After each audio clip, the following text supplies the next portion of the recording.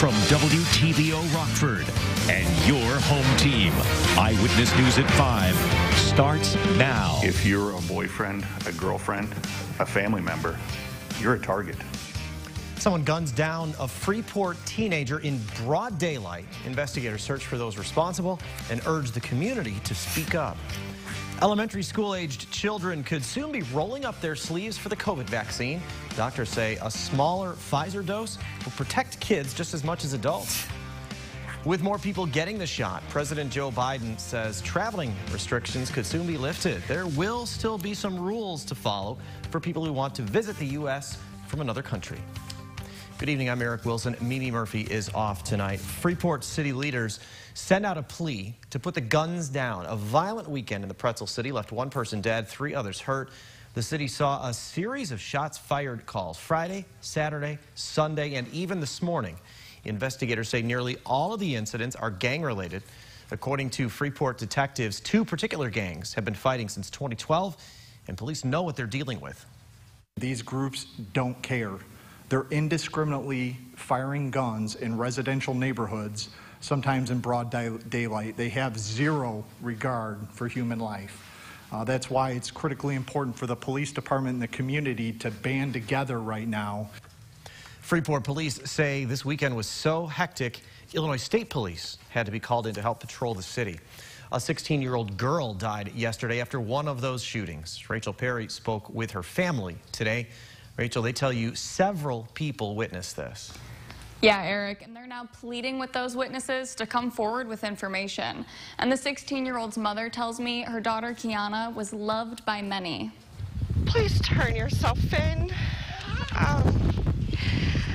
I wouldn't want to wish this on any other mother, parent. It's a lot. This is 16-year-old Kiana Clark. The Freeport teen was hanging out with her friends on Sunday when she and another girl were shot in broad daylight. Oh, she doesn't even get to meet her new niece that'll be here in January. Family described the high school junior as a funny, sassy girl with a big personality. One day after her daughter was taken from her, Stephanie Baird can't wrap her head around what happened. I don't know what else to say. Police say Clark was found on the porch of a home on Cherry Avenue and believe the shooting is tied to 2 local gangs. But Police Chief Matt Summers says the girl wasn't involved. I don't believe that she had an affiliation with the gangs. I think it's important to know, or important to say, that with these 2 local gangs, if you're a boyfriend, a girlfriend, a family member, you're a target. They don't care. They don't care who gets in the way. So you are a target if you are hanging out with these gang members. Now her mother is begging for the person responsible to turn themselves in, or any witness to share any information that can lead to an arrest. Please let the officers know that are working the case. Yeah, you guys want justice. Yeah. Kiana's family is planning on making t-shirts in her memory. We're told Kiana's friend, who was also shot yesterday, has been treated and released from the hospital. A link to the GoFundMe for Kiana's funeral cost is on our website, mystateline.com. Eric? Thanks, Rachel. A Rockford teenager's hurt after being beaten and run over by a car this weekend. This happened Saturday afternoon on Apple Orchard Lane. Officers were called to a large fight. When they got there, police found a 14-year-old boy who said he was jumped by the group, fell to the ground before a car ran over his leg. He is expected to be okay. Investigators have not released information on a suspect. Investigators are on the hunt for a Rockford man accused of trying to kill someone. Sunday night, officers were called to a local hospital after a shooting victim took himself to the ER. The 19-year-old suffered a serious gunshot wound to the abdomen. Officers have identified Tashawn Henderson as a suspect. He faces attempted murder and aggravated battery charges. If you know where Henderson is, contact Rockford Police or Crime Stoppers. The FBI has searched the Florida home of Brian Laundrie, the fiancé of missing traveler Gabby Petito, one day after her body was found. Laundrie's parents were escorted from the home north of Fort Myers this morning before the search. Later, they were brought back for questioning. Laundrie returned from a trip with Petito early this month alone. He's not been seen since last week. A body believed to be Gabby's was found Sunday in Grand Teton National Park. An autopsy is scheduled tomorrow to confirm the identity. There'll be a DNA test, not just to match her DNA to the body, but to see if there's anyone else's DNA present at the scene. It can help the victim's family start to begin the long healing process. Today, the FBI towed a silver Mustang from Brian Laundrie's home. Here's an update in the battle to beat COVID in school-aged children. Pfizer vaccines have been found effective in kids 5 through 11 years old. Pfizer and BioNTech made the announcement today. The data includes the results of trials using a 2-dose regimen in more than 2,200 children. Kids involved in those trials received about 1/3 of the dose an adult would get. The antibody level generated even at that lower dose by these kids is about equal to what the teenagers did to the adult dose. And so even at this lower dose, continues to be very effective overall at attacking COVID-19. Pfizer says the data will be submitted to the FDA and other regulatory agencies as soon as possible. The vaccine is currently available for anyone 12 years and older. Illinois Governor J.B. Pritzker's new COVID vaccine mandate is now in place. The rules impact workers in high-risk situations such as healthcare settings, nursing homes, and schools. Those employees must now have gotten at least one vaccine shot or submit to regular COVID testing. This mandate was supposed to go into effect at the beginning of September, but it was delayed by a couple of weeks after healthcare workers and teachers asked for more time to comply. The White House says President Biden will ease foreign travel restrictions into the U.S. starting in November. All foreign travelers will need to show proof of vaccination before boarding and have a negative COVID test taken within 3 days of their flight.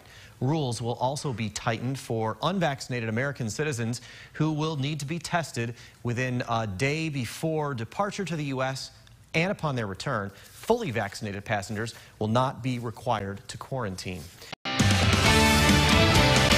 Thousands of migrants from Haiti are waiting at the U.S. southern border. The surge of migrants forced the Del Rio Processing Center to temporarily close, and more than 14,000 migrants have been camping out under the Del Rio International Bridge. Today, DHS Secretary Alejandro Mayorkas flew to the border to address what he calls a challenging situation. D.C.'s Anna Wernicke is keeping you connected to the nation's capital. Good evening. Secretary Mayorkas says he is concerned that the Haitian migrants received false information that the U.S. border is open, making it very clear today that the border is closed and that anyone who comes to the U.S. illegally will be returned. This is not the way to come to the United States. DHS Secretary Alejandro Mayorkas told migrants on Monday the U.S. is ready to expel those that arrive at the southern border. If you come to the United States illegally, you will be returned. Mayorkas says the U.S. is working to quickly remove the nearly 15,000 migrants from Haiti camped out under the Del Rio International Bridge. Your journey will not succeed, and you will be endangering your life and your family's lives. Mayorkas says so far 3,000 migrants have been flown back to Haiti or other destinations, and DHS anticipates 3 expulsion flights each day until the remaining migrants are processed. The volume of people was rather sudden, rather dramatic, very quick, and we surged resources. Border Patrol Chief Raul Ortiz says DHS has also deployed 600 agents to help Border Patrol move and process the migrants safely. This really has been a whole-of-government approach as I've never seen before. And White House Press Secretary Jen Psaki says all migrants are being assessed for COVID-19 symptoms before they are expelled. Because we want to prevent a scenario where large numbers of people are gathering, posing a threat to the community and also to the migrants themselves. Secretary Mayorkas clarified today that only Haitians living in the U.S. before July 29th are eligible for temporary protected status, adding that anyone who arrived last week does not qualify. In Washington, I'm Anna Wernicke. Back to you.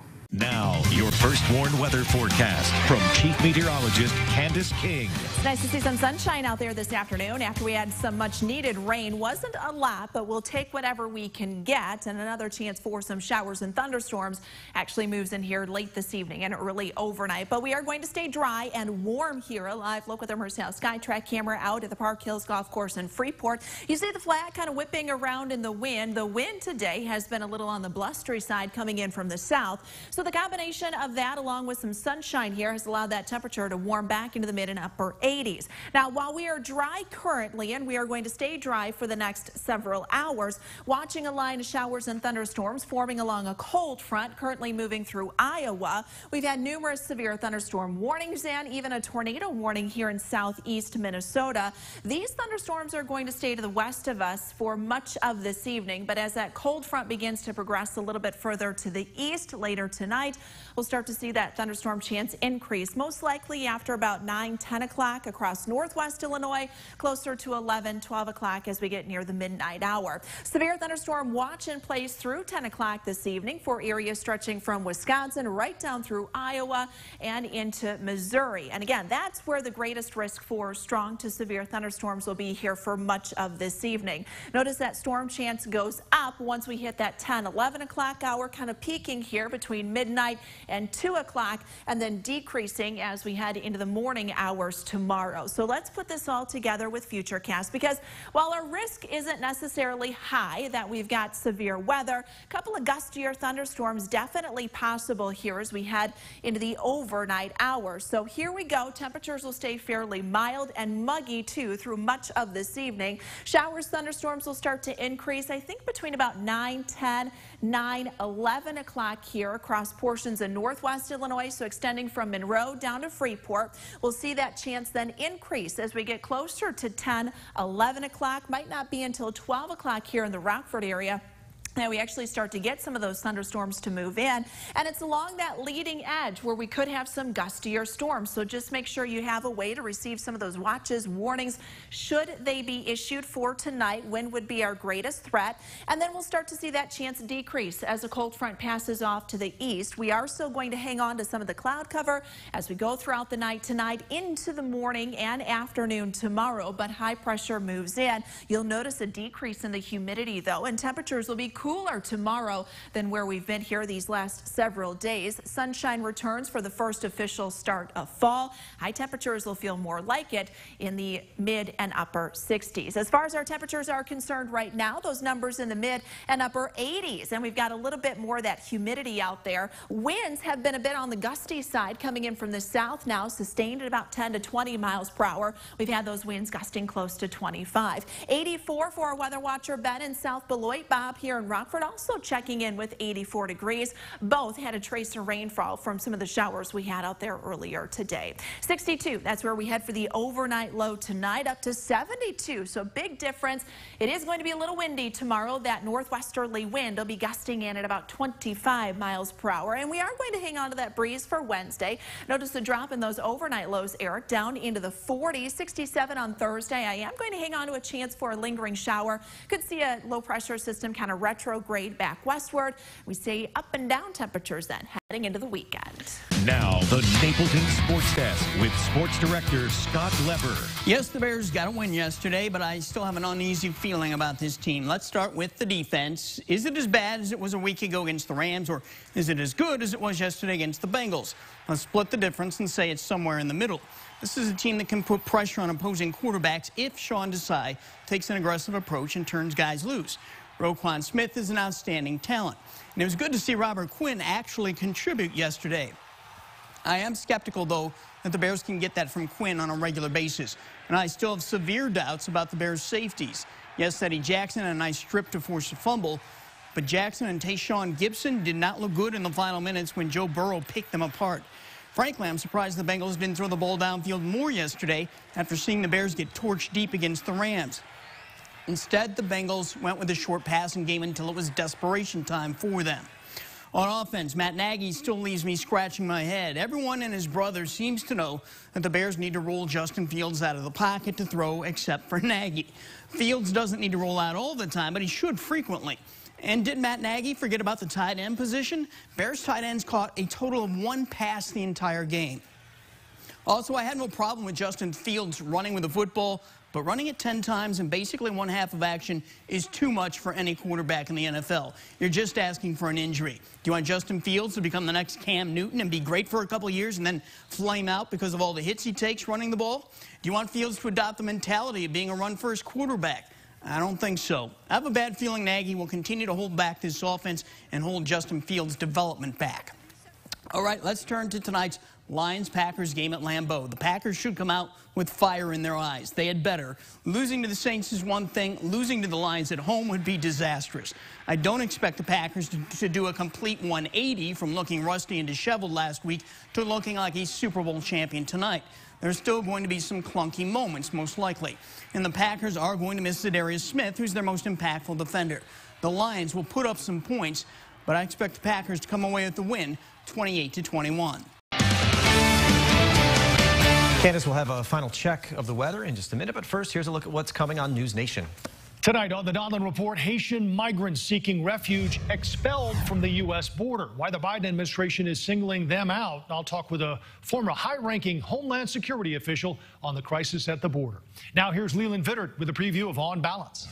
Thanks, Joe. Tonight, a Virginia school board member's controversial comments about 9/11. What she said that sparked outrage with parents and now has organizations calling for her to get the boot. That's coming up on Balance tonight, followed by News Nation Prime. You can catch News Nation on cable and satellite stations you see here. Also, head to newsnation.com.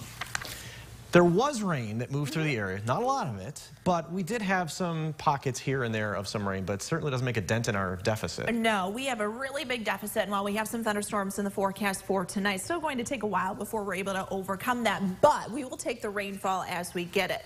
The chance, though, is also there for some gustier thunderstorms that could come into play here. The first WARN interactive radar brought to us by Rockford Auto Glass and more.